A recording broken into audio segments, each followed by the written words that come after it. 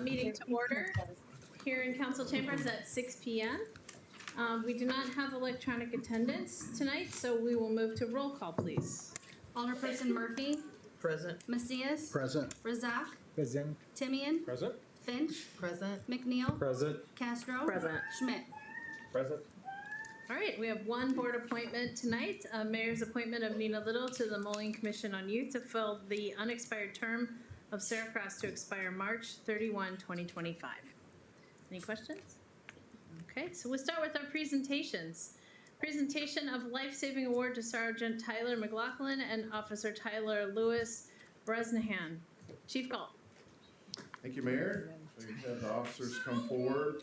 Appreciate you giving me the opportunity to recognize two very fine officers for some heroic deeds.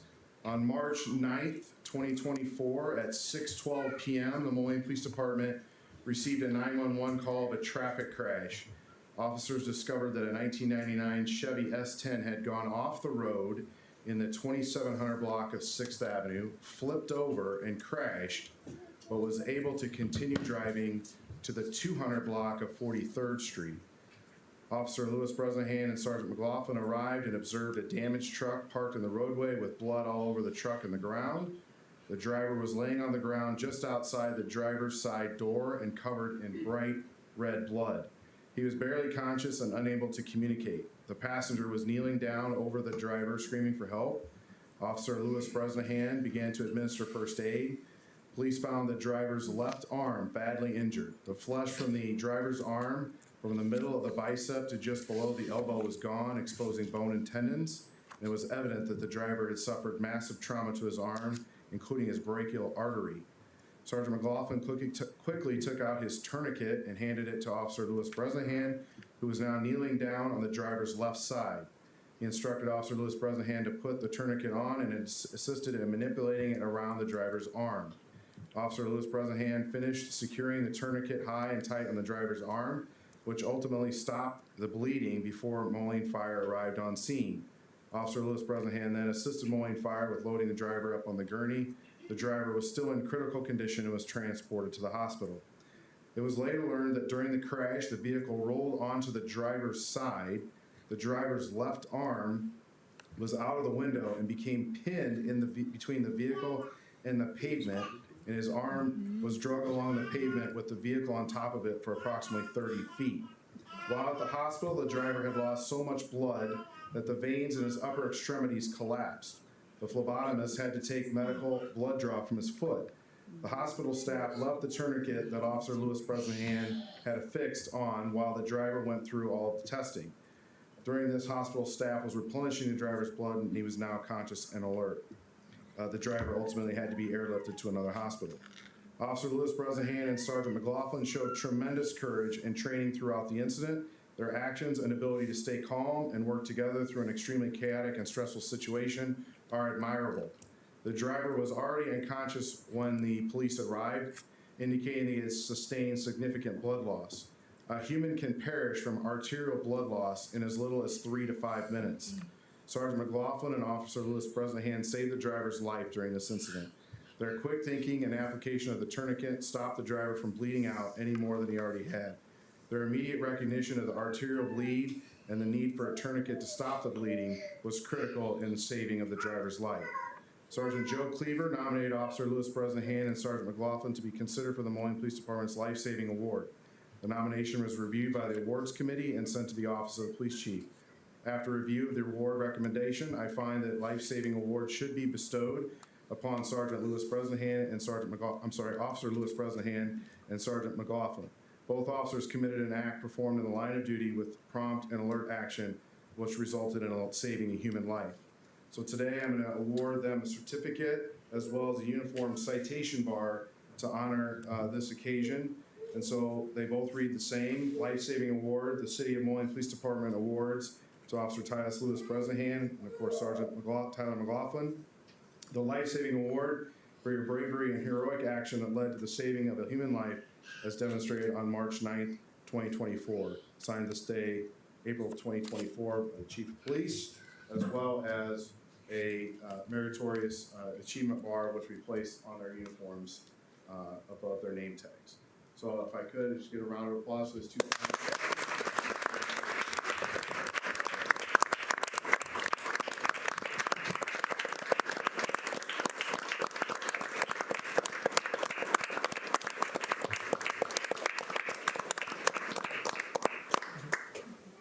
Thank you very much. Thank you, Chief. Our next item is our April 2024 Neighbor of the Month Awards. Our commercial award goes to G's Gourmet Popcorn, or John Gnadovich. I don't believe he's able to be with us here today, but I will pass this around the council so you can see his business in pictures, and we're thankful for all he does in that portion of the city. And the second one is for Oswaldo Ojeda Vargas from 1522 15th Street, the Residential Award. Ms. Whitley. Good evening. So the city's Neighborhood Partnership Committee, comprised of city staff from every department, accepts awards, nominations from the public throughout the year. During the months of April through October, we award those awards out up to one commercial and one residential business who has made improvements into their property. So G's Popcorn up on 15th Street and 15th Avenue there. What was that? The house is for my sister. Oh, yes, we're almost to that one. This one's the commercial one. G's Popcorn took advantage of one of our financial incentives that CED runs, the facade program. So with facade dollars, so a combination of his personal dollars and a combination of facade dollars, he made the improvements up at G's Popcorn. So that's a great collaboration and a great result up there on the commercial side. But on the residential side, That house is for my sister, not mine. can you accept the award for her? Yeah. Okay. Sorry, this is what finance passed on to me, so we'll get that corrected. So this property up here is a residential property who has taken care of property maintenance and made improvements into their property as well. So if you would like to step up so we can get a picture. Mayor, if you'd like to come down.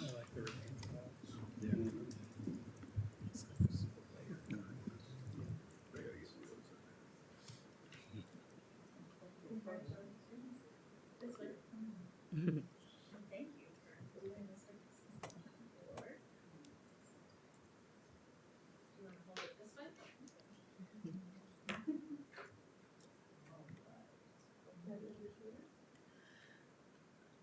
Thank you.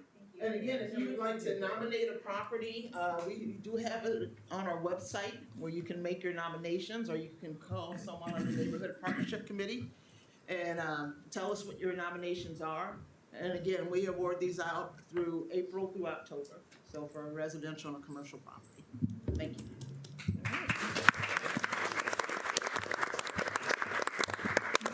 Our next presentation is the ISA WWA Water Ambassador Program Award Gold Level Designation. Mr. Hi, Levy. good evening, Your Honor, Council. I'm happy to be before you tonight, and I would invite Shauna Richardson. She's with Illinois section of AWWA to come forward. She has an award to present to the city of Moline. Moline is a 100-plus year member of AWWA, American Water Works Association, and I'd also like to invite Melissa Kodak and Liz Hansen. I'd like to have them receive the award because they're the team members that did the outstanding work to document our activities to garner the award. Wonderful. Thank you. Please come forward. Good evening. The ISA WWA Water Ambassador Program was created to elevate public perception, knowledge, and consumer education of the water industry. The program aims to accomplish these goals by presenting a new communication platform of educational, promotional content in a manner that's relevant, engaging, and consistent among participants. There are 3 levels of standards: bronze, silver, and gold. Each is determined based on the frequency and method of communication. This year, we are awarding 20 gold level water ambassadors and 1 silver awardee throughout the state of Illinois. I'm proud to present the City of Moline the Gold Status Water Ambassador Award. Thank you for your efforts in educating the public about our water systems and for the work you do to maintain safe and sustainable water for all. Congratulations.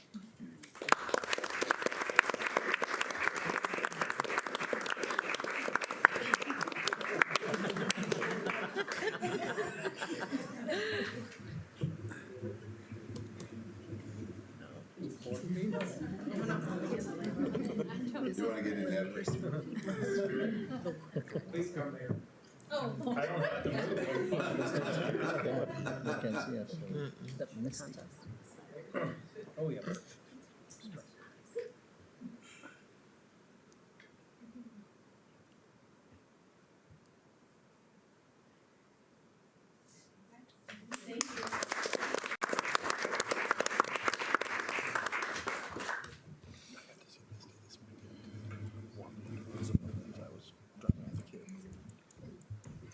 I believe you have another presentation, Mr. Lodi, the 2024 Water Art Contest winner announcement. Yes, and for this item, Your Honor, I'd like to have Charlie Brown, our Environmental Compliance Manager, come to the podium.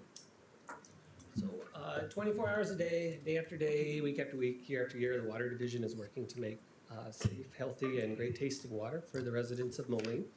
And to celebrate that and to kind of bring attention to them, we've asked the third grade students of Moline this year to participate in an art contest with the theme of Every Drop Matters. This year's, we had 7 schools participate. The way the contest works is each art class does a piece of art, and then the art teacher chooses the winner from the class and then the winner from the school, and then we put the school's winners up on Facebook where the whole city then votes. So our winner today is not just the best of her class, not just the best of her school, she's the best of the city. So with me today is Emery Powell. She is our winner this year. With her is her mom, Kelly, and her reluctant brother. And Ms. Ramirez, a teacher of 25 years, and Ms. Talk, a teacher of 32 years. So I would like to thank both of them for helping Emery participate. And her art will go into our consumer confidence report, which goes to every resident in the city when we give out our yearly water information. It will also be hung in the water plant. Let's just say for eternity. I won't take it off the wall. So we'll just leave it up there. So someday she'll be able to bring her grandkids to come and see it. So please congratulate Emery and her.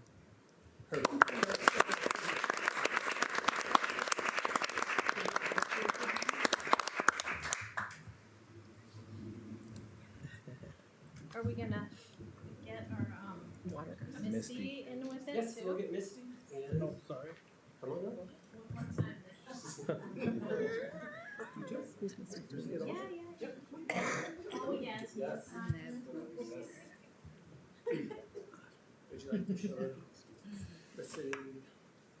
I turn around and show everybody this? There you go. Take a tour. Oh, good job. Show it off. There we go. So her every drop matters. It shows a drop going to the water. Nope. There we go. Perfect.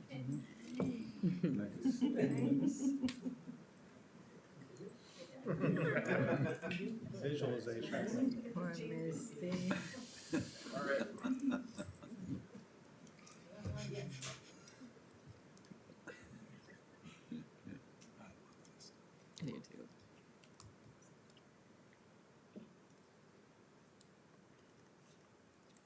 Thank you very much.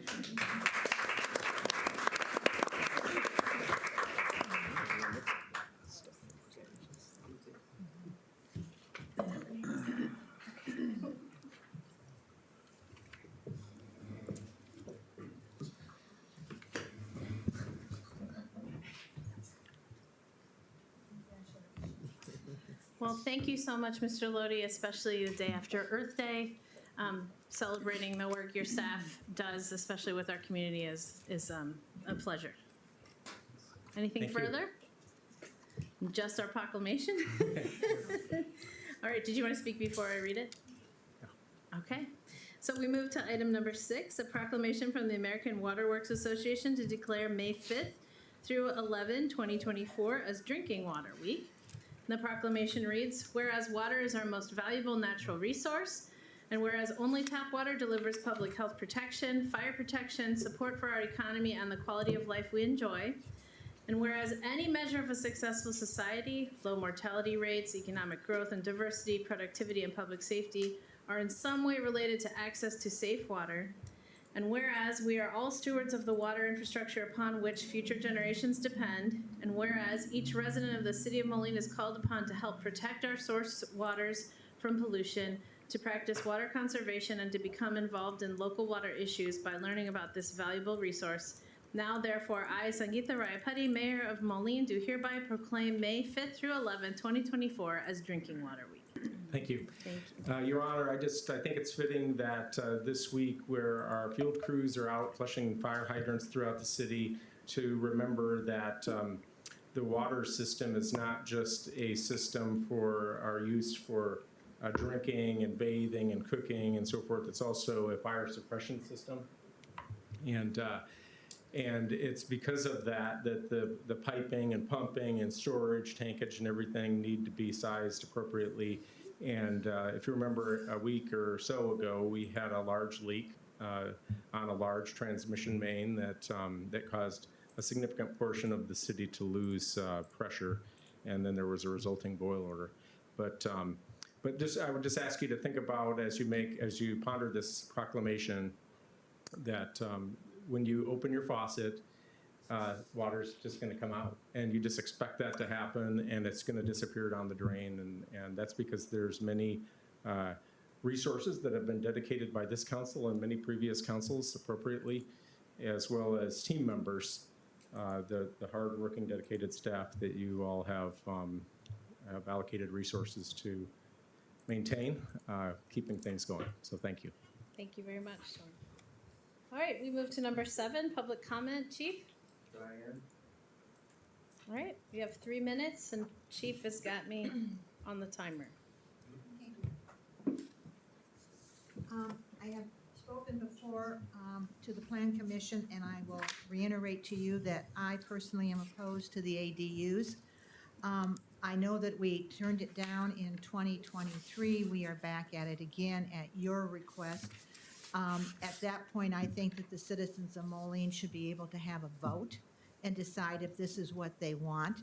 I also am concerned about what they can be used for. From reading the ordinance, it would appear that they can be used for other than residents. Residents is one thing, but having it as a barber shop or as an accounting office, I don't know if that is correct, if I'm interpreting correctly, but it would appear to me that that does not fit neighborhoods. So I'm very, very concerned about it. There's a parking issue. There's the interest in people even wanting to buy housing if they know that something can pop up next to them. Unbeknownst to them, why would you spend the money to buy something in Moline? So thank you very much. I'm sure I met my 3 minutes. Thank you. Thank you. Marcy? Sorry, you can come around. If there's a way to come around, that'd be good. We need you on the microphone. Hello, I'm Marcy Fosdick with the Quad City Pickleball Club, and this year my husband Butch and I are the new tournament directors for the Quad City Classic. This is our 6th year, and for the last 3 years, the city of Moline has so graciously supported our tournament. Last year, you gave us $5,000, and we're requesting $5,000 again this year. This past year, through Visit Quad Cities, they determined that the tournament, which lasted 4 days, brought in $94,000 for the city of Moline. That's an increase of $30-some thousand from the year before. So hopefully this year, that'll increase. We're a nonprofit. I believe that you have packets because it'll be on the agenda 9.4, I believe. It shows in there all the different things that our club gives back to the community. We give free lessons for adults, free lessons for kids. We do camps. We partner with Big Brothers Big Sisters. There's all different kinds of things that we do. I'm losing my train of thought. We also last year gave $5,000 back to 5 different nonprofits. Let's see, I can read them. Big Brothers Big Sisters got 1,000. The River Bend Food Bank, KSI, Quad City Adaptive Sports, and Humility of Mary. We gave each of those organizations $1,000. So what we make, we give back to the city, and we hope that you support us again this year. Thank you very much. Thank you. Joseph.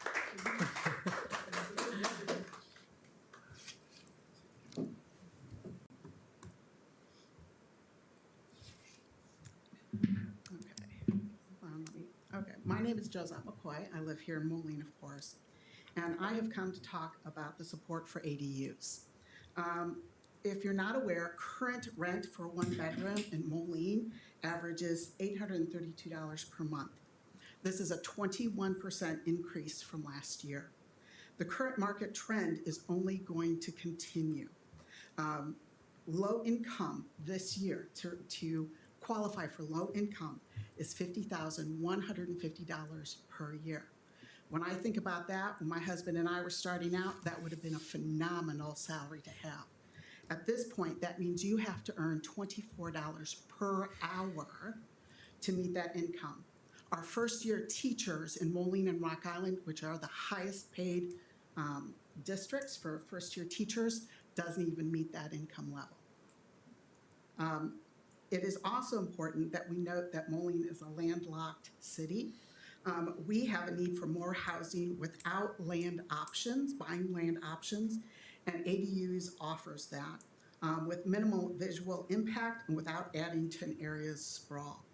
And ADUs provide a more dispersed and incremental way of adding homes to a neighborhood than other options such as multi-story apartment buildings. And as a result, it's often easier to get community support for ADUs than for other housing types. But there's other important reasons for myself and for my husband. I want to stay in my home for as long as possible. And I know that if I have an ADU, that provides a separate living space for either family members or for somebody to come in. For example, I have a friend who has a young college student who's coming to the Quad Cities to do an internship and needs housing and is willing to stay somewhere and do chores. I look at this as multi-generational. I look at this as allowing families to stay in place as long as possible, and ADUs can be switched. So when I think of my husband and I as we age, we're not gonna need our 1,500 square foot house. We're gonna need 600 square feet. So we could go into a smaller space and rent out our house and live off of what we are getting for that rent. Because as we all know, the cost of care for our elderly is only going up. And so I just want to say that I am in support of ADUs. Thank you for your time. Thank you. Craig? We'll play Tetris again.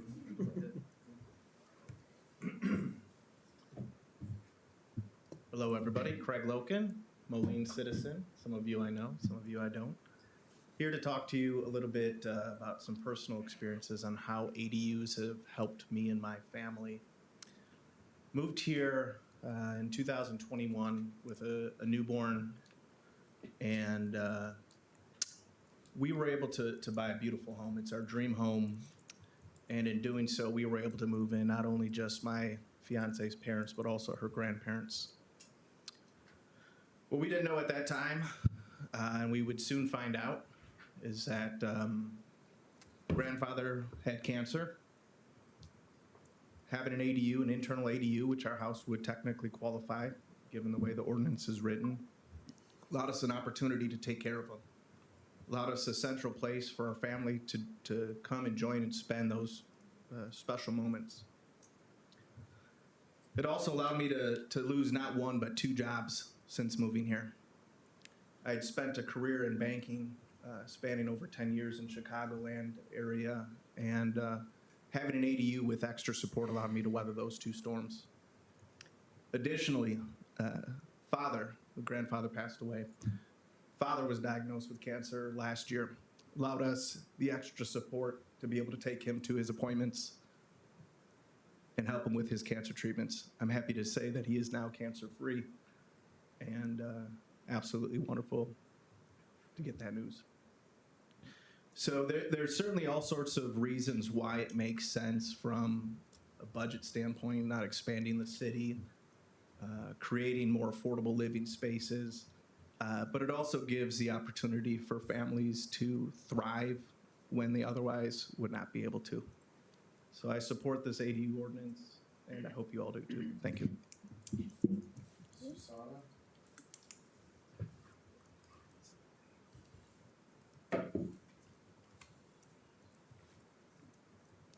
Hello, I'm Susana Aguilar. I am here to support the ADUs. I have a personal perspective into the reason why I support this, but also too, as another hat that I wear as co-chair of Floricienta Association, I am a community advocate. So with Floricienta being one of the oldest neighborhoods in Moline, we have quite a few properties that are already existing, grandfathered in as ADUs. So that is 2 houses on 1 parcel.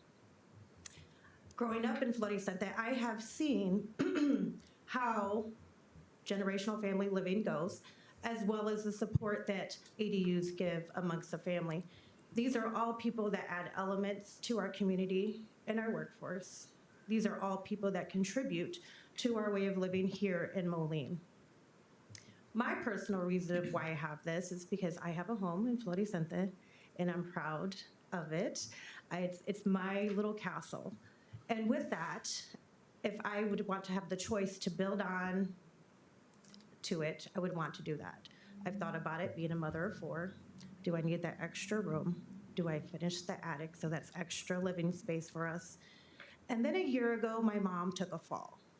Now that put me in a position of where I have to come to a control point of her independence. Do I wait for the 2nd fall, the 3rd fall? Where is the line in the guide for this? There isn't one. I've thought about this over and over again. Where is the transition before assisted living?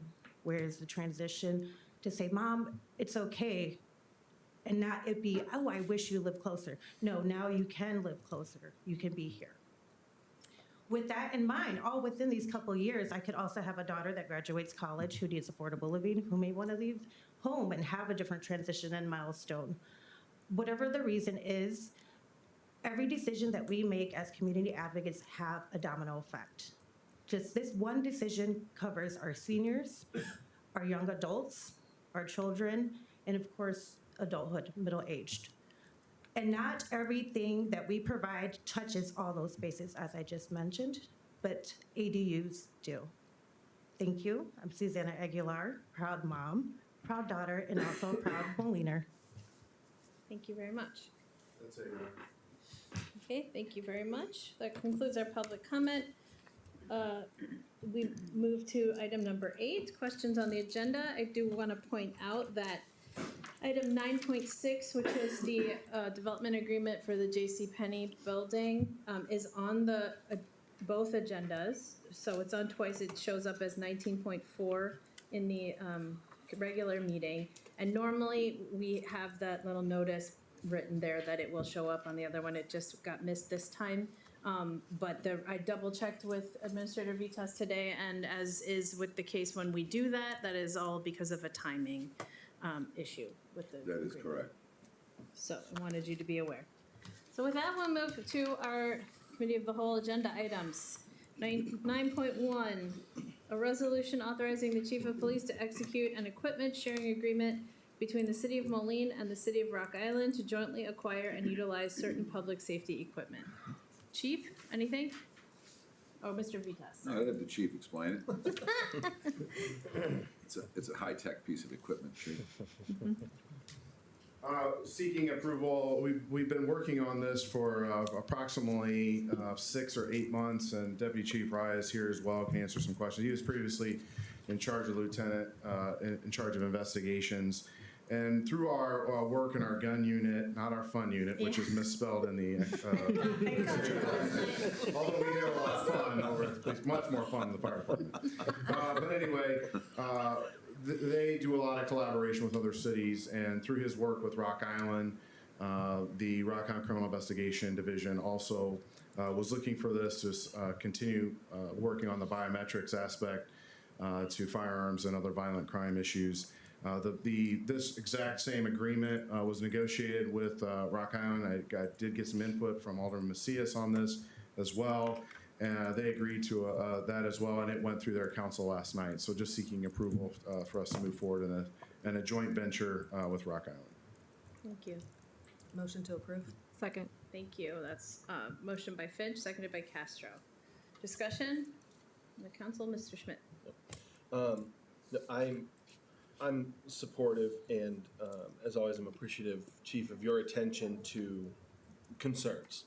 And this can be something that can be very scary as our community goes into, and I think you've done a good job here of laying that out, how it is protecting our citizens as well, from the police function as well, and ensuring that it's not leading to any sort of misuse as well. So I really appreciate that from you and the whole department, so thank you. Yeah, it was I wanted to meet with some of the stakeholders to make sure that we evaluated all those, and I think we have accomplished that. The one general thing I will point out here is that this is an investigative lead. This is not a probable cause tool.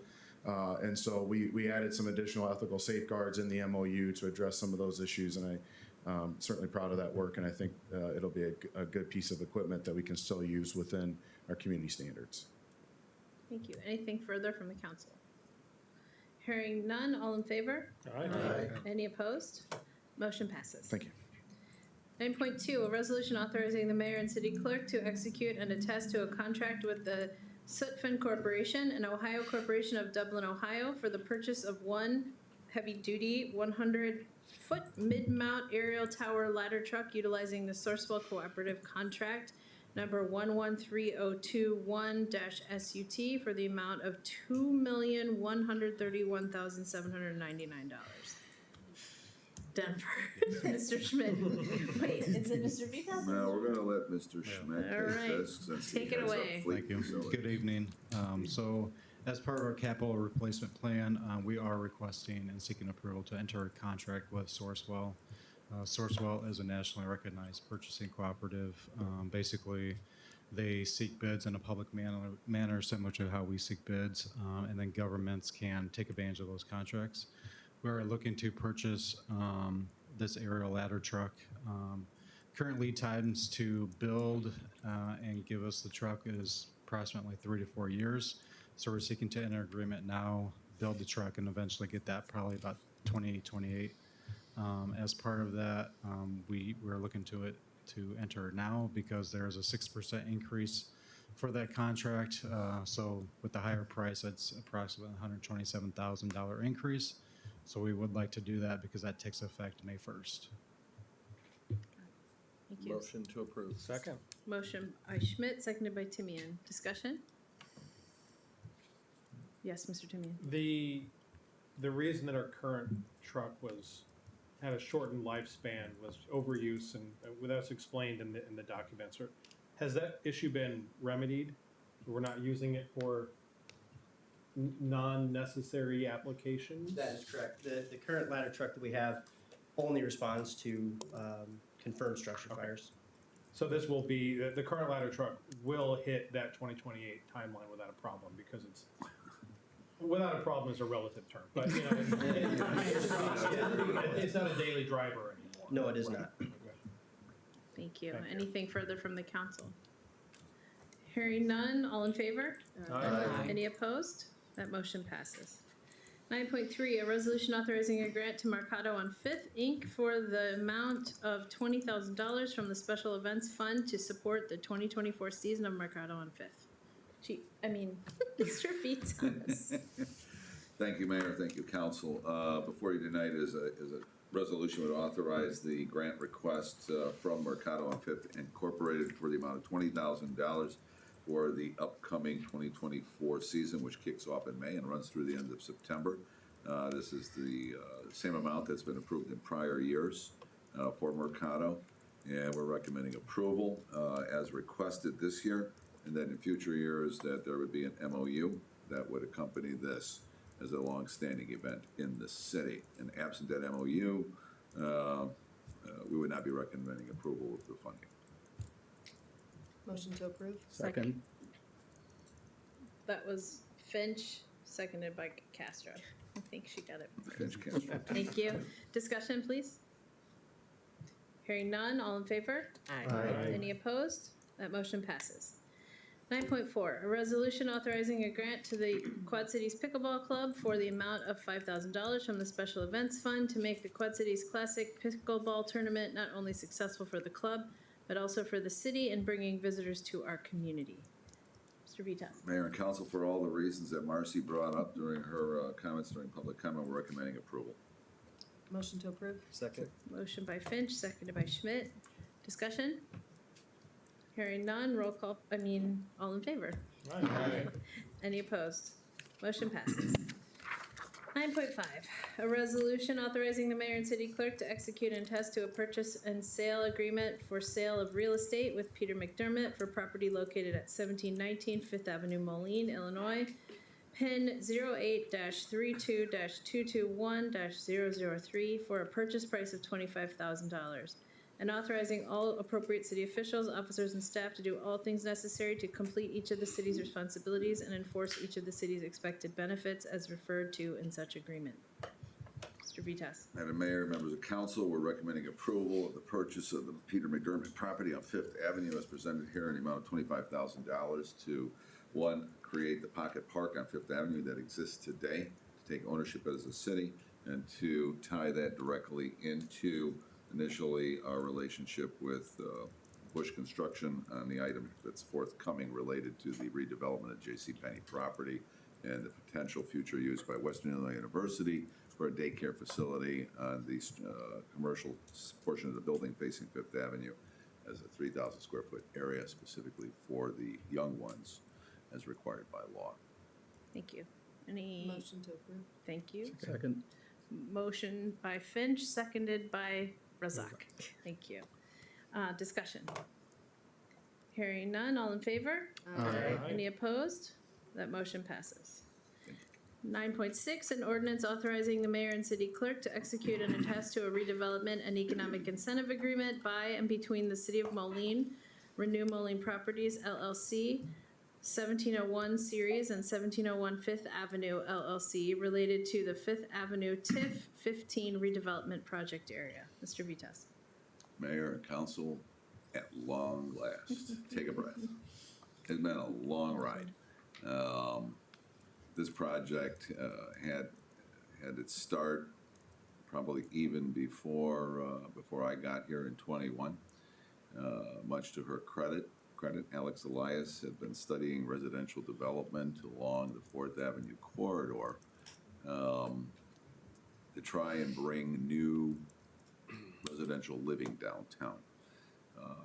This property, though probably not directly a part of that study that was done, was directly adjoining it and was a parking lot, an adjoining parking lot owned by, at that time, the Riverstone Group. Riverstone Group, to their credit, decided to donate this property to Renew Moline, and Renew Moline's leadership decided through their board to acquire this property for the intended purpose of redevelopment. At that time, this piece of property, of course, it stood vacant from the time that Riverstone had vacated the premise and built a new headquarters across the river.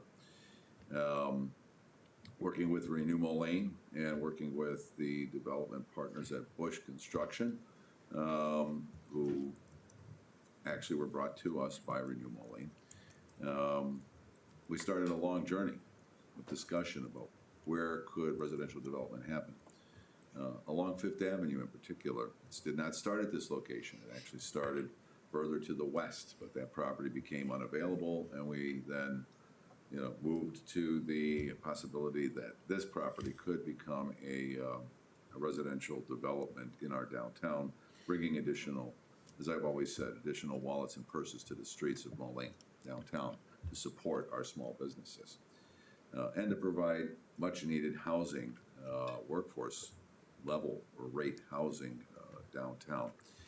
So the project itself before you tonight will allow for the conversion of the vacant office to multifamily residential.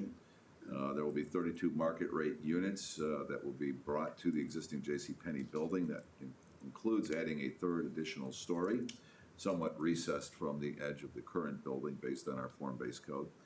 The commercial tenant area is planned to be a daycare run by Western Illinois University, and there is a letter agreement between Bush Construction and Western Illinois University to that effect. And then the play area, which you just previously approved, is at 1719 Fifth Avenue, and 3,000 square feet of that lot would be reserved specifically for the daycare to meet the legal requirements. The city approved the gap funding of this project of $2.8 million in the 2024 budget, which will be repaid through the new TIF district that this council created, TIF 15, which is the Fifth Avenue TIF. Bush has secured their letter of intent from Western Illinois University to occupy, and I am mistaken, 4,000 square feet, not 3,000. The park space is 3,000. And it's anticipated that the new TIF created in March 2024 will be the basis for the refunding of the $2.8 million loan that the city is putting into this project. And I will note for those listening that this is the first time that the city has partnered to this level historically at any time that I'm aware of in order to attract a project. With the rising interest rates, when we started this discussion, interest rates were at 6%. By the time we got to the point of having a pro forma, interest rates were at 7%. Where they're sitting at right now for construction loans, they are at 8%. So to Bush's credit, they are basically taking that 1% risk to try and get this project up and running and off the ground. So kudos to them for that. With that, we will be providing over the course of the time our money will actually be the last money in. It'll be the first money in off the top. So kind of a LIFO approach, and they agreed to that. There's in addition to that, this would provide for 11 studio units at about $950 a month. One-bedroom units, there's 19 one-bedroom units at $1,200 to $1,300, and then two-bedroom units, there are only 2 of those at $1,500. The city will also enter into a lease agreement with Bush Construction for Lot W. 60 of the parking spaces there at $30. Well, it should be $35 a month.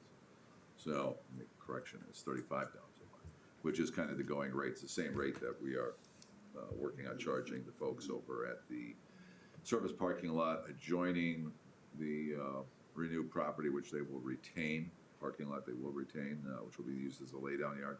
Same rate that we're charging the LeClaire apartment building property. So with that, we're recommending approval of the agreement. I want to thank Alex first and foremost for her desire to put a shovel in the ground.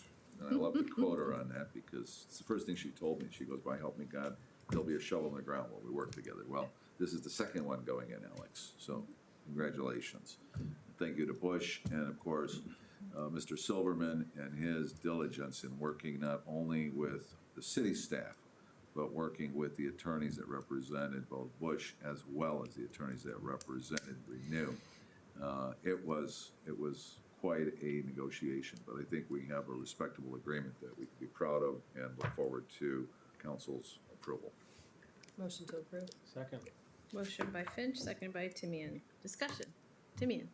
Thank you, Your Honor. Administrator Vitas has thanked Renew, Bush, Corporate Counsel. I want to thank him as well. I remember when this deal was starting, and there were many of discussions about there's no way to fund this because there wasn't money, and the inflation was rising, and we just couldn't figure it out. And lo and behold, he found a way to do it, and it wasn't just a good way; it was a way that we got paid back, and so it benefits everyone here. And so I just want to thank him for that. Thank you. Thank you very much. Anything further from the council? think it goes without saying, we're excited to get some housing done, given our strategic plan, objectives, et cetera. Okay, thank you. So if there's nothing further, all in favor? Aye. Any opposed? That motion passes. 9.7, an ordinance amending Chapter 6, Rights of Way and Public Property Uses of the Moline Code of Ordinances, Section 6-2104, Insurance Requirements Specifications to remove an unnecessary endorsement for outdoor cafes with alcohol. I would just say that this is a house cleaning issue, self-explanatory, removing the Motion to, reference to Iowa. move to approve. Second. Motion by Timian, seconded by Macias. Any discussion? Hearing none, all in favor? Aye. Any opposed? That motion passes. A resolution authorizing the mayor and city clerk to execute and attest to an agreement with Hutchison Engineering, Inc. to complete Phase 1 engineering services for motor fuel tax, Section 24-00296-00SW, River Drive streetscaping from 12th Street to 19th Street for an amount not to exceed $174,093. Mr. Vitas. Yes, I'm happy to report that we are recommending approval of the agreement with Hutchinson, a local engineering company here in Moline, with Moliners, actually. And this project is critical because it really kind of addresses a 31-year streetscape improvement that happened a long time ago along River Drive. And if you've ever walked from one end of River Drive to the other, especially, for example, when we had the parade, the Mercado Parade, the Day of the Dead Parade, it's tough to walk on there. It's falling apart. It's basically beyond its useful life. So that being said, this project is going to come up with a design to rebuild that entire streetscape along the entire length from the arena all the way over to 19th Street, which is fantastic. And it also then is complementary to our agreement that we entered into regarding the amusement tax, that dollars that we were collecting or receiving, the 3%, that would somehow, support and complement what our arena does. So this does then take into account that agreement. So we're really killing two birds with one stone. So we're recommending approval of at least the initial design engineering for this project. Motion to approve. Motion by Macias, seconded by Finch. All right. Discussion. Hearing none, all in favor? Aye. Any opposed? That motion passes. 9.9, a resolution authorizing the mayor and city clerk to execute and attest to a contract with Porter Brothers Construction, Inc. for project 1464, 2024 Seal Coat Ditch Restoration for the amount of $128,289.10. Mr. Vitas. We are recommending approval of that amount to Porter Brothers as a part of our annual seal coat ditch restoration program, which is in the budget. Motion to approve. Second. All right, motion by Finch, seconded by Macias. Discussion? I'm so sorry, I heard it wrong incorrectly. It was a second. Instead of Macias, you got it. All right. Discussion. Hearing none? All in favor? Aye. Any opposed? That motion passes.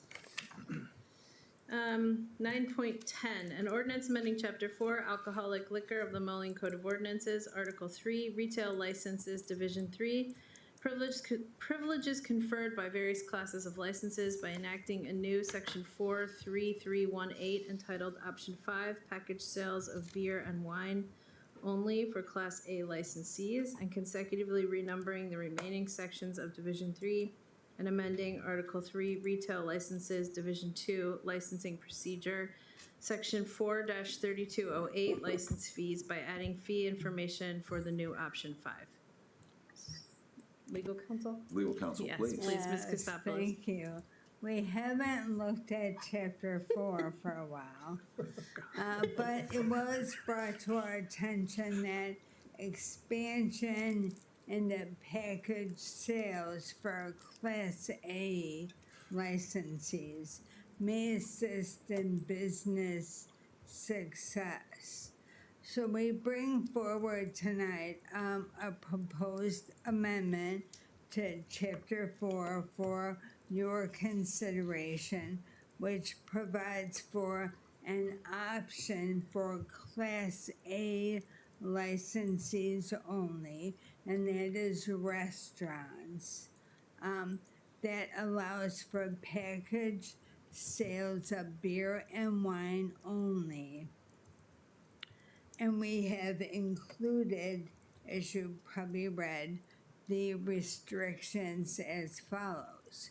No displays of packaged items for sale, must be in conjunction with other services, so sale of food, other events, and most importantly, must still meet the holders of the option, must still meet the primary purpose requirement of Class A licensees, which is that the sale of food must be at least 50% of their revenue. So you may wonder, why are these restrictions here? And they're designed to ensure that sales of packaged liquor does not overtake the Class A establishment and then effectively turn it into a liquor store, while still trying to address business owners' interest in the ability to expand their opportunities. We did consider expanding to Class B, which is taverns, but our concern was that enforcement would be very difficult because of the difficulty in differentiating between package sales and pouring sales, or on premises consumption. So we have restricted it just to Class A. Now, as to the beer and wine only restriction, that was designed again to ensure for businesses that their revenue would remain primarily from the sale of food or other, sale of food is required by code. Now, Trimble Funeral Home has expressed some concern in this regard that to limit sales of packaged goods to only beer and wine, excluding spirits, will restrict their ability to actually expand in a successful way and may be too limiting. We offer this for your consideration, discussion. We're happy to answer questions. So certainly with the hat of liquor commissioner, I've been aware of the need expressed by that particular business. I would like to suggest to this council, since this ordinance has a few more readings, that we'd come up with a proper wording, but I'd be happy to know what your preference would be. In their particular case, they would be interested in selling wine and spirits. And as far as I understand, they haven't in the past done the beer sales, right? So could an amendment to this ordinance say something like 2 of these 3 options? Would that be a way to control for the 50% income threshold that we're trying to do? Or, I mean, we would have to take that under advisement from you. Well, it's that is a somewhat complicated question. Okay. Certainly, we can revise this in any way that council wishes. Our concern about expanding to any wine, spirits, beer, etc., is again that it would turn that establishment more into a liquor store than a restaurant. Now, we looked around, we could find only one other example. So we don't have a lot of data to share with you as to how this really works in the real life. We appreciate in drafting this that it is a first draft, and we are certainly presenting this for your, improvement or further discussion. Discussion, yes, Mr. Schmidt. Motion. Oh, I'm so sorry, I should not have even Yes. spoken without the Well, motion on the floor. You I asked for apologize. clarification. I apologize. Motion to approve. Thank you, Mr. Second. Timian. There's a second by Razak. Mr. Schmidt. Thank you, Your Honor. As in most things in class 4 like this, when we start restricting, I don't see a need to exclude spirits personally. I think for that exact reason, if you're trying to do a tasting event to then exclude to say you can't do it with a cocktail, but we're going to allow wine or beer, it gets a little silly to my mind.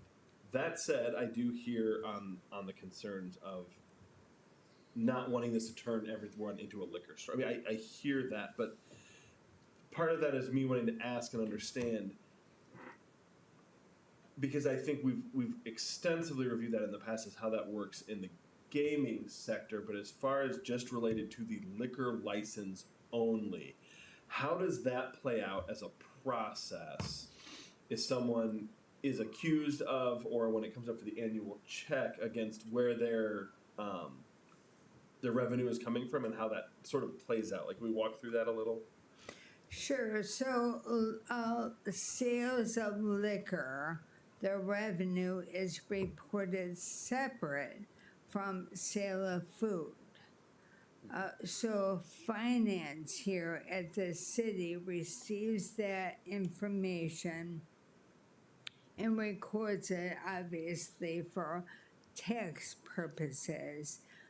In the event that, like gaming, that liquor sales for Class A licensees. Is that all alcohol? When you say liquor sales, you mean all? Yeah. Thank you. Yes.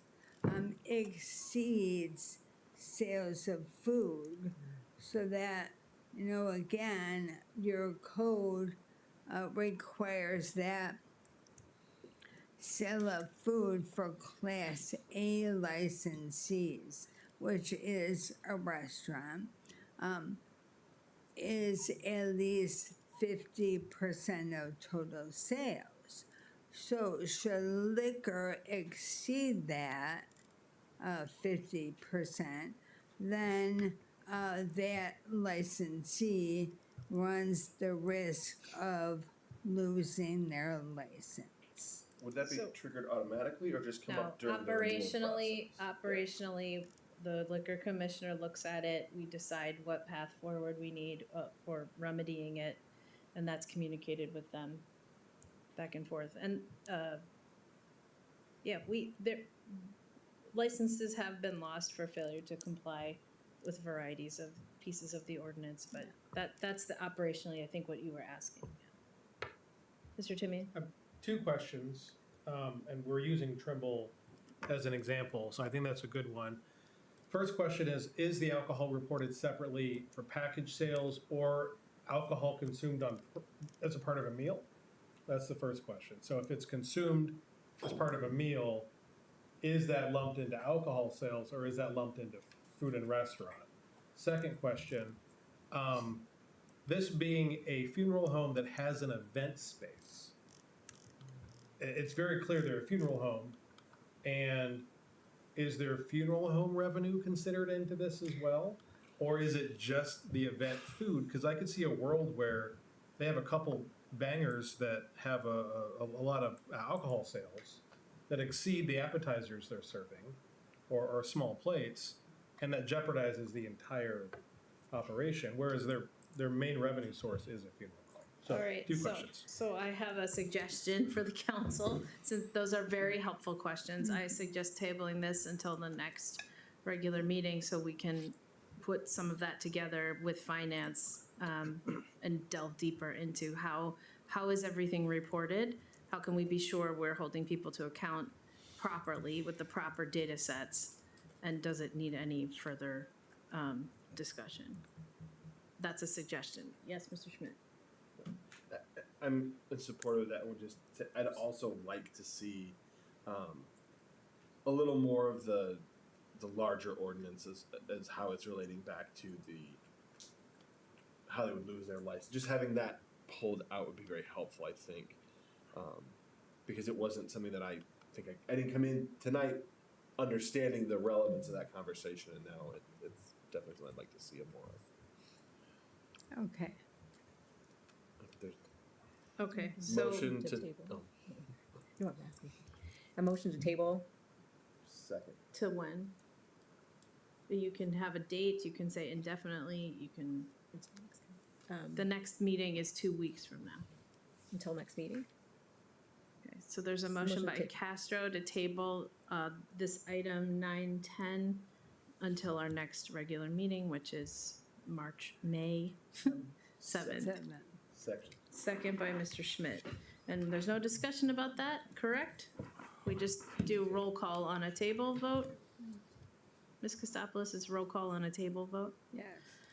All right, roll call, please. Alderperson Macias. Aye. Razak. Aye. Timian. Nay. Finch. Aye. McNeil. Aye. Castro. Aye. Schmidt. Aye. Murphy. Aye. All right, that motion to table passes by a vote of 7 to 1. 7 ayes, 1 nay. That's what I should have said. Okay. Thank you very much. So we are now to Resolution 9.11, a resolution authorizing the mayor to execute an administrative order on consent under Section 309A of the Clean Water Act 33 USC 1319A with the United States Environmental Protection Agency relating to compliance with the Clean Water Act and its industrial pretreatment requirements, and authorizing the Director of Utilities to execute any and all necessary documents related to this work. Mr. Lodi, would you care to elaborate on your 2-year project? Actually, this dates back to 2021, and we've attempted to keep you updated on this topic through status and information report updates. However, our over a year-long back and forth with US EPA hit a roadblock. But I'll summarize. The Clean Water Act requires owners of publicly operated treatment works, such as those that we operate here in Moline, to have an industrial pretreatment program. These treatment works aren't designed to treat industrial waste, and there's a concern that those discharges might interfere with or adversely impact the treatment works. So US EPA conducted an audit, a desktop audit of Moline's pretreatment operations in 2021, and the result is this.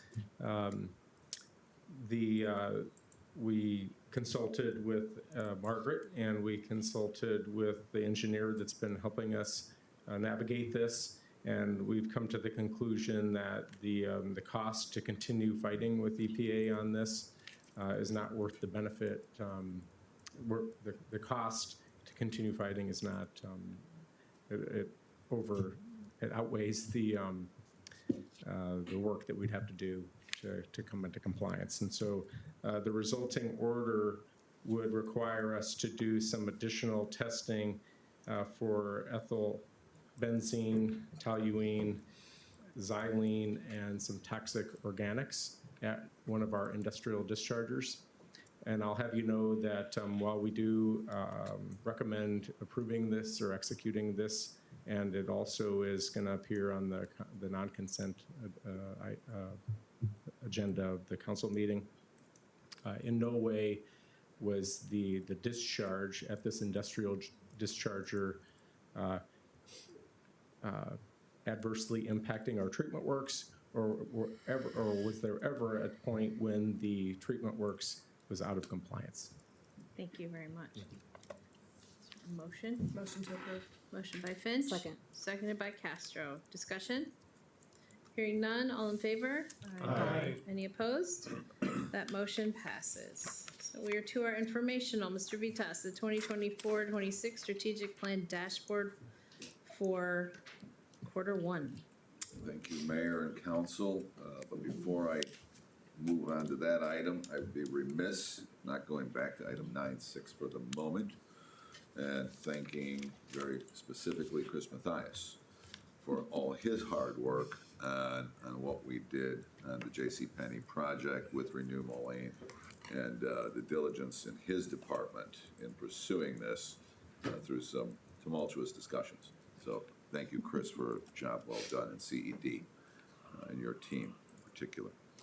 All right, with that, very quickly, as you know, the report in front of you is basically the first quarterly report.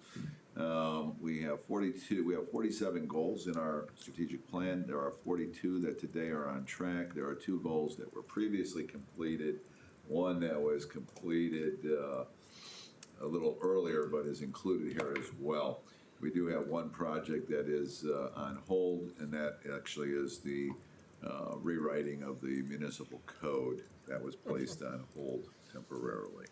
So, that being said, if there's questions, I'm more than happy to answer them. I think the tool is working.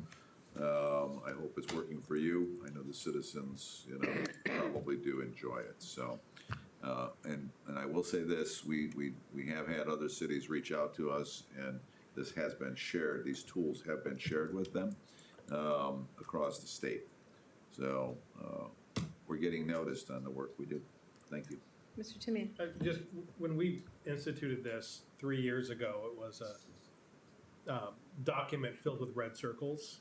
And it's really, really nice to see what the staff has accomplished. And it was referred to as a very ambitious set of projects. And the staff's been able to do it. And I'm just so proud of all that work. It's been great. And just all the green circles are just amazing. Yeah, as am I. I couldn't be more proud of this organization and this staff.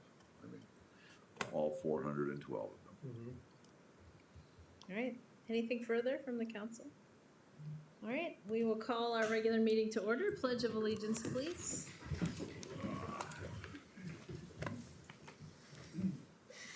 Pledge allegiance to the flag of the United States of America and to the republic for which it stands, one nation, under God, indivisible, with liberty and justice for all.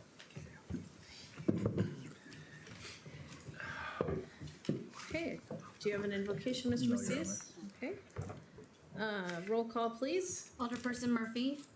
Present. Macias. Present. Razak. Present. Timian. Present. Finch. Present. McNeil. Present. Castro. Present. Schmidt.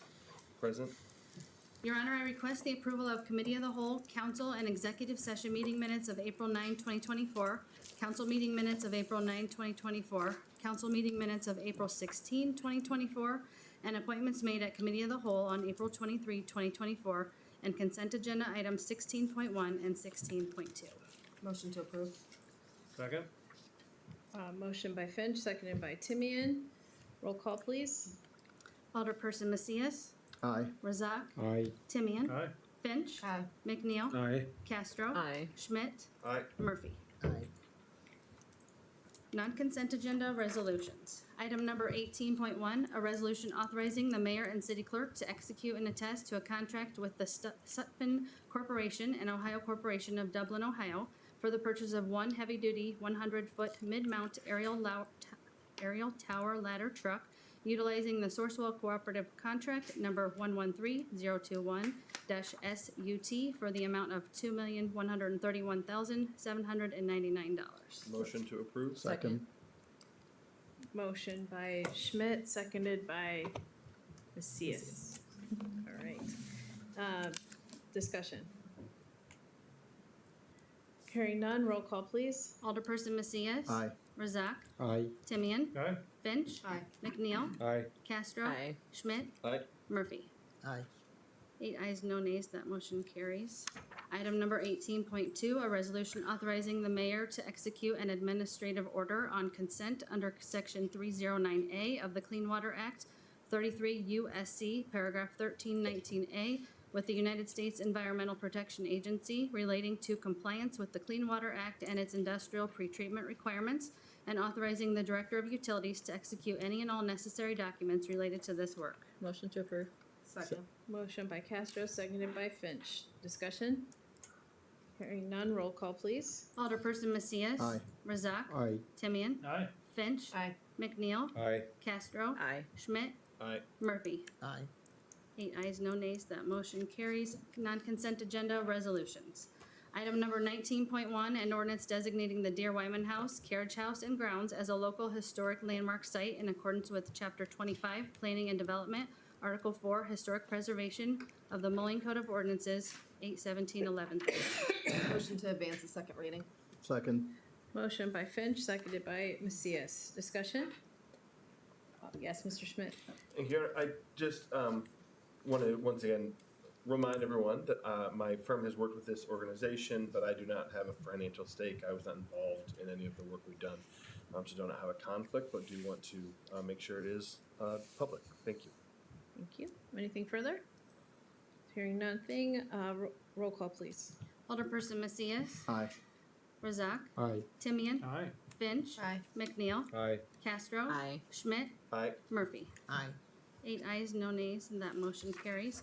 Item number 19.2, an ordinance amending Chapter 2, Administration of the Moline Code of Ordinances by repealing Division 8, Moline Center Main Street Commission in its entirety and reserving Division 8 for future use and amending Section 2-4100, List of Boards and Commissions by repealing subsection A 15 in its entirety and consecutively renaming the remaining subsections of subsection A and amending Section 2-4601, Commission Composition, by repealing Section 2-4601 in its entirety and enacting in lieu thereof one new Section 2-4601 dealing with the same subject matter, and amending Section 2-4604, Functions generally, by repealing Section 2-4604 in its entirety and enacting in lieu thereof one new Section 2-4604 dealing with the same subject matter. Motion to advance the second reading. Second. Motion by Macias, seconded by Castro. Discussion? Hearing none, roll call, please. Alderperson Macias. Aye. Razak. Aye. Timian. Aye. Finch. Aye. McNeil. Aye. Castro. Aye. Schmidt. Aye. Murphy. Aye. 8 ayes, no nays, and that motion carries. Item number 19.3, an ordinance amending Chapter 34, Water and Sewers of the Moline Code of Ordinances, Section 34-2129, Reading Zones, Collecting Zones, Payment Dates, Penalties, Subsection C, to further adjust quarterly utility billing references as the city transitioned to monthly utility billing effective January 2024. Motion to advance the second reading. Second. Motion by Finch, seconded by Razak. Discussion? Hearing none, roll call, please. Alderperson Macias. Aye. Razak. Aye. Timian. Aye. Finch. Aye. McNeil. Aye. Castro. Aye. Schmidt. Aye. Murphy. Aye. 8 ayes, no nays. Item number 19.4, an ordinance authorizing the mayor and city clerk to execute and attest to a redevelopment and economic incentive agreement by and between the City of Moline, Renew Moline Properties LLC, 1701 Series and 1701 Fifth Avenue LLC related to the Fifth Avenue TIF 15 redevelopment project area. Motion to advance the second reading. Second. Motion by Macias, seconded by Murphy. Discussion? Hearing none, roll call, please. Alderperson Macias. Aye. Razak. Aye. Timian. Aye. Finch. Aye. McNeil. Aye. Castro. Aye. Schmidt. Aye. Murphy. Aye. 8 ayes, no nays. That motion carries. Item number 19.5, an ordinance amending Chapter 35, Zoning and Land Development of the Moline Code of Ordinances, Article 1, General Provisions and Administration, Division 2, Word Usage, Abbreviations, and Definitions, Section 35-1203, Definitions, and amending Article 3, Zoning, Division 4, Land Use Regulations, Section 35-3401, Regulation of Allowed Uses, Table 35-3401.1, permitted land uses and amending section 35-3411, accessory residential land uses regarding zoning text amendments concerning accessory dwelling units. Motion to advance the second reading. Second. Motion by Timian, seconded by Macias. Discussion. Mr. Matthias, were you going to do something? Go ahead. So we do have, David, if you could put up those. You should have the clicker right there. Thank you. He's got me all set up. Appreciate that. So we just wanted to have 4 minutes here to talk about really quick the staff recommendation on this. Before I get started, I really appreciate the Plan Commission and the number of meetings they put into this since your directive back in December. I want to thank my staff for the long hours they put in as well, as we've really, I feel, you know, not everybody in the Plan Commission agrees about this, but certainly there's been good consensus building, and I feel like they've had a good, healthy discussion on this matter. What is an accessory dwelling unit? And this is your opportunity to explain to you what's in this ordinance, because you're going to hear from different people about what might or may not be in it. This is what's proposed to you right now. But an accessory dwelling unit is a residential dwelling unit. It's located on the same lot of record as a one-family detached dwelling. That should say just a single-family home is another way to say that. Accessory dwelling unit shall be one of 4 types. So it can be attached, could be a coach house, which is a unit that's above a garage. It could be a detached unit, which would be similar to like a detached garage in your backyard, but as we've discussed before, probably going to be difficult to take a detached garage built on a slab and just turn it into an ADU. But that is one option here, is that it would be a separate unit entirely from the single-family home. And could also be interior to the house, so that would be a unit that's entirely inside the existing single-family home. These are some real-life examples out there. City of Albany, California was one of the examples. Buildinganadu.com is where I got one, and I really liked the top right. It reminded me of it reminds me of a Moline home. And so that idea of like thinking about these on these Moline lots and being able to fit those in. Why do cities need ADUs? There's a lack of affordable housing right now. We all know that housing prices have skyrocketed over the last few years. That was happening before COVID, and it's been exacerbated. You're going to continue to see my staff, at least, trying to push more housing types around the city. This is just one of those. It's not going to be the solution to the housing crisis. It's just going to be one of those drops in the bucket of how we try to attack this problem. But you'll certainly see us pushing different housing types and that missing middle all over the city, because that's really what it should be. New housing starts in Moline have been down for several decades. ADUs offer the option for senior citizens to age in place or stay in close proximity to family. And then finally, they do promote more dense development, contrary to urban sprawl. As far as what's in this ordinance, like I said, we have the definition of an ADU, those 4 types. Only one would be allowed per R2 zoned lot in the city. And it'll be subject to other regulations that may or may not prevent it from going in there at all, which we'll talk about in a second. There's an owner-occupied requirement, so the property owner must permanently reside in either the single-family home or in the ADU. Cannot be used as a short-term rental. Our Chapter 8 in the new rental housing code defines that as a vacation rental unit. So if it, basically we're saying ADU has to rent for at least 30 days. They should have their own separate entrance, regardless of the ADU type. We, with this current proposed ordinance, there's no requirement for additional parking for the ADU, but if the property owner was going to convert an existing garage to the ADU, they would have to replace that parking that was required for the single-family home, which in our code right now is 3 spaces. ADUs shall not have a separate driveway or curb cut. They shall be an incidental to the single-family home, where they've got to match it either with architectural style, exterior materials, colors. And then as far as some of those things that would preclude an ADU, anything that's not an interior ADU, the minimum lot size is 6,500 square feet. So that lot would have to be at least 6,500 square feet. We have a lot coverage requirement of 35%, so they can't exceed 35% lot coverage on an R2 lot. That's not in this ordinance, that's just in our actual code, in our zoning code. There's a livable space limitation of 1,000 square feet for an ADU. That would be a very large ADU, but we did want to put some kind of limit on the size. And these are the setbacks that would be for detached and coach house ADUs, those that are basically separate from the home. There'd be a 5-foot side setback with a total of 12. If you add up both side setbacks, that matches our existing principal side setbacks for a principal structure. But they would also be a 10-foot rear setback. So right now you could do a garage like 5 feet off the rear property line. We're adding some additional setback for a detached ADU of 10 feet. 10 feet total. And then an attached ADU would have to meet the requirements just like you're attaching to a house, right? Other than the only thing that's different to this is both the detached ADUs and attached ADUs are not allowed on the front of the house. They've either got to be in the side yard or the rear yard. And that would be the same with the attached ADU. So staff recommendation on this to Plan Commission was to approve. The Plan Commission voted 7-0 to recommend approval of that attached text amendment that's attached to the council bill. The Plan Commission motion also included staff's memo in response to the review criteria in our Chapter 35 of the Moline Code as the findings of fact.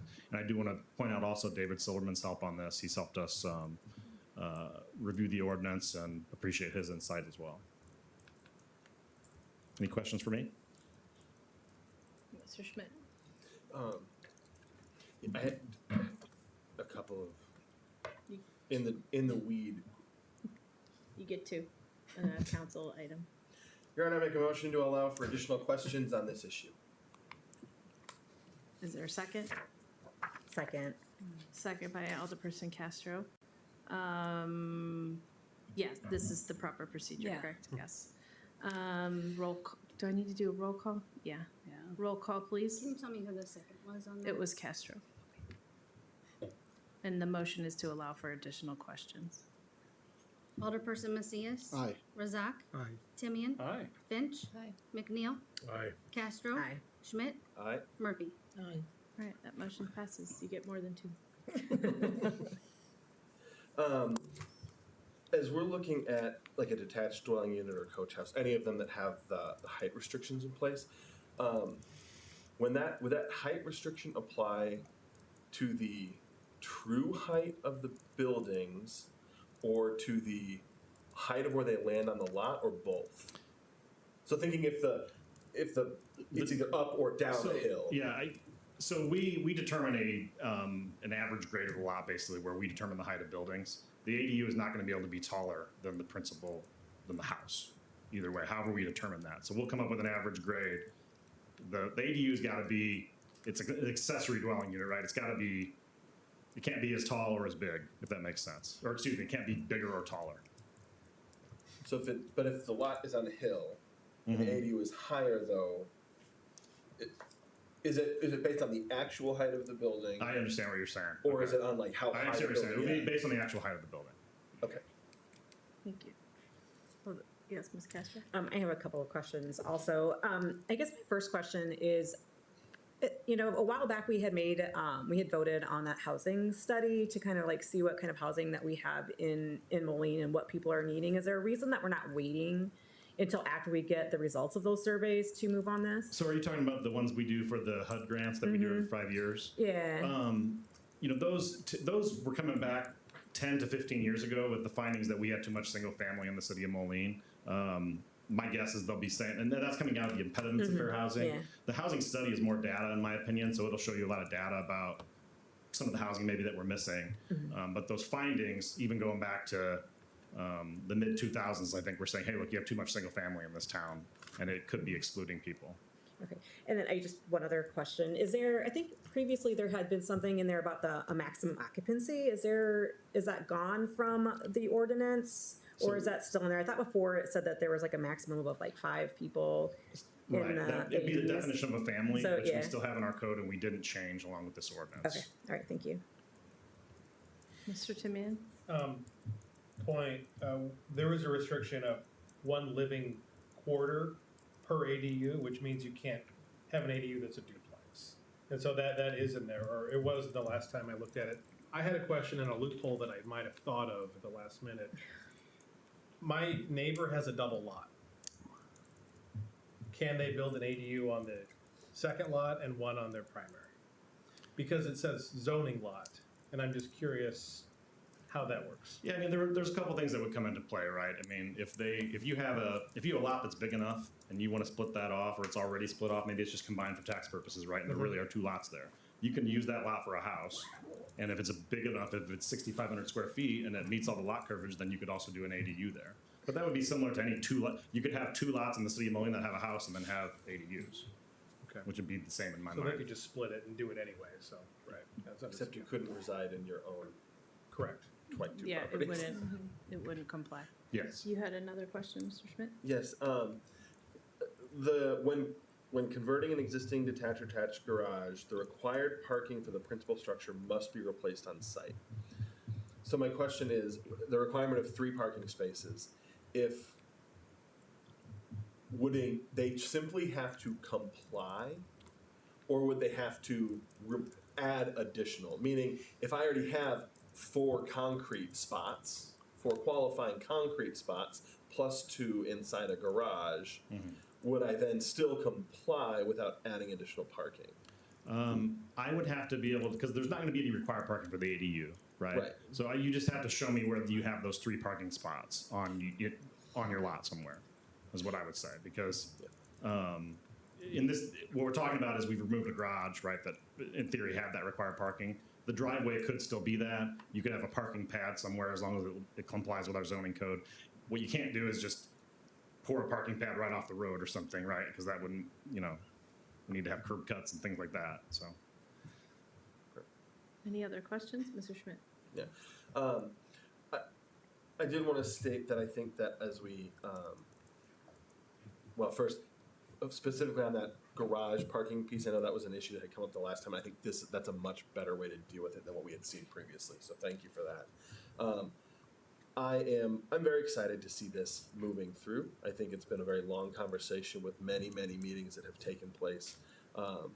As we look through here, I have heard much more support for ADUs coming from people I've spoken to in the community than opposition. But when I've heard opposition, a lot of it has been about worry and concerns. And I think that the biggest thing we have that we've kept here that helps address a lot of those concerns is that we are requiring that owner occupancy piece. And I think knowing that one of our biggest problems with our residential housing stock is rollover to these large landlord companies as opposed to kind of maintaining local ownership. I really appreciate that piece. I think that's going to address most of the biggest concerns we've heard from the community, and I really think this is going to just be a very good thing overall. And in some ways, we're going back in time, right? It's like my grandfather's house. He had this like kitchen upstairs, and I always wonder, why is this kitchen up here? Why is this, right? And that's like, in some ways, we're going back to how it used to be. I feel like 70 years ago, development types. Thank you. Anything further from the council, Mr. Timian? Just want to thank staff and the Plan Commission for this. It was a long, drawn-out process, which is good governance. There was a lot of discussion. There are a lot of concerns. I know that Ms. Moore left, but she mentioned barbershops and accountants in the neighborhood. These are not commercial lots, so you can't do that. You're telling me we can. So here's where we had this discussion at Plan Commission, and my personal feeling is like, why, if there's something that's allowed in a home right now, why couldn't I do that in an ADU? And what's allowed in a home right now is called a minor home occupation, music lessons, a home office, things that generally don't trigger a lot of people showing up, and right. So we also have a major home occupation, which is something you go apply for a special use when you want to do an in-home barbershop or things like that. So it wouldn't allow those unless they went and got a special use. And so at that point, the Plan Commission could weigh in and say, this ADU does not work for a in-home barbershop if that's what they wanted to say. Well, with that being said, our neighborhoods are already set up that way. My neighborhood has plenty of shells of businesses that have been converted to residential. So this is how the city was built, to allow for businesses in residential. And we're talking about minor businesses, so it shouldn't be a major inconvenience, in my opinion. So I'm excited and happy that this is here today, and I just want to thank everyone involved. Mr. Macias? Thank you, Your Honor. And, you go down 16th Street, you see it all over. So it's already happening. So there's another opportunity to people do it a little differently. Why not? So that's just my take on it. Thank you. Anything further, Mr. Macias? Matthias? Thank you. All right, if there's nothing further from the council, roll call, please. Alderperson Macias. Aye. Razak. Aye. Timian. Aye. Finch. Aye. McNeil. Aye. Castro. Nay. Schmidt. Aye. Murphy. Nay. So that's 6 ayes, 2 nays. All right, thank you very much. finished with all those items, so we move to miscellaneous business. I'm pleased to report that today at the Transportation Committee meeting for Bi-State, which I represent the city on, we were informed, I didn't even get to tell anybody this yet, and Mr. Dreyer, if he's online, will be He happy, is. be happy to know that they voted to approve the TASA funds for Phase 2 of the Morgan Park multimodal, if I'm saying that right, pathway, in the 26 budget. So I didn't get to follow up and wonder, like, really, is it really gonna take that long to move through these phases? So, but they approved it at 80%. So, but we were Fantastic. the So only great. Illinois city out of the two that applied for those funds to get those funds, so. First ward meeting, when you had a resident who said, so we're gonna build this thing, we're gonna pay this money, actually, we're getting it, I believe that's federal dollars. They if are I'm not federal dollars, mistaken. correct. Okay, predominantly. All right, also, I was gonna look it up here for you. Roe from MCDC is looking for volunteers for planting trees. They got a grant, I believe, where is it? I will forward it to you, but MCDC got a whole bunch of trees and is looking for volunteers, so that's a wonderful way to find your constituents and work on a project together, I think. And I've been having good conversations with Visit Quad Cities about the return on investment that they bring. You'll see some things coming forward on the May 7th agenda related to that. And these are longstanding conversations about how they're funded, how what we get back from supporting that work and not having to do that work ourselves. So look forward to that. That's all. Ms. Murphy. I don't have anything. Mr. Macias. Thank you, Your Honor. Just on May 14th, I'll be having my second ward meeting at the Mercado building from 6 to 7. So you'll be seeing more of that being promoted out there. Thank you. Razak? Oh, thanks, Your Honor. Mr. Timmy. Thank you, Your Honor. May 28th is the fourth ward meeting. We hope to eclipse the attendance of wards 1 and 2. It is now a contest. I know. And ultimately, Alderperson Schmidt wins because he gets to collect them all. I wanted to mention that Alderperson Macias and I, along with Administrator Vitas and Alex from Renew and other staff members, who've been part of this task force for the downtown redevelopment project. And we saw a new concept yesterday that the longer I've sat on it, the more excited I am about the direction that this is going, including east of the bridge. So things are looking really good. I think there's room for finessing. And we were sent a link to share this. So I'm happy to share it with any members of council or public that request it. So reach out, and I know there's some confidential stuff in there, so we'll just make sure. And May 11th. May 11th. Oh, correct. May 11th is the next meeting at Mercado Building for community feedback on the Riverfront Master Plan. Correct. Yeah. So that'll be a public view of everything. But it is really, really it's taking shape, and I think it's great. Thank you. Thank you, Ms. Finch. Nothing, Your Honor. Mr. McNeil? Nothing, Your Honor. Nothing, Your Honor. Mr. Schmidt? Nothing, Your Honor. Mr. Vitas? I'm good. We had a great first ward meeting though, so good luck beating Debbie's numbers. Yeah, that was a pretty good turn. What did you do? Did you have a She'd say about secret for 40 turning people. out all those people? Cookies? No. No. They didn't know until they got Magnanimous. there. Yeah. All right, thank you. No, I didn't have a secret. Other staff? Yes, Chief. Thank you, Your Honor. Prior to tonight's meeting, I left a handout for the 18th annual Reverend Jack Hellenbach Memorial Pancake Breakfast. And on behalf of Local 581, I'd just like to invite each of you to attend this Sunday. Starts at 7:30.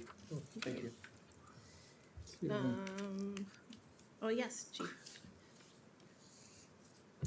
While the weather is warming up, you'll probably start to see a lot more walkers out in your wards, and that will also probably generate some traffic complaints into the alderman. So I just wanted to let you know, if you're not familiar, if you do get speeding complaints or traffic complaints, if you could send those to me, we'll look into them. But one of the things we would start with is a speed survey by setting up speed signs to gather data on the speeds and the volume of the traffic. A lot of times you'll find, particularly in some of the neighborhoods that are sidewalk back to curb, people's opinion of traffic is that it's actually going faster than the data shows. So send those to me. We'll get our traffic unit to look into those. They work with our traffic committee, which is comprised of the police department, public works, and traffic engineers, to then put their heads together on potential solutions. So I just wanted to remind you that, because I'm sure as the weather warms up, you'll start to get more of those in your wards. Thank you. Thank you. Any other staff? Hearing none. Public comment, Chief? No. Okay. Executive session.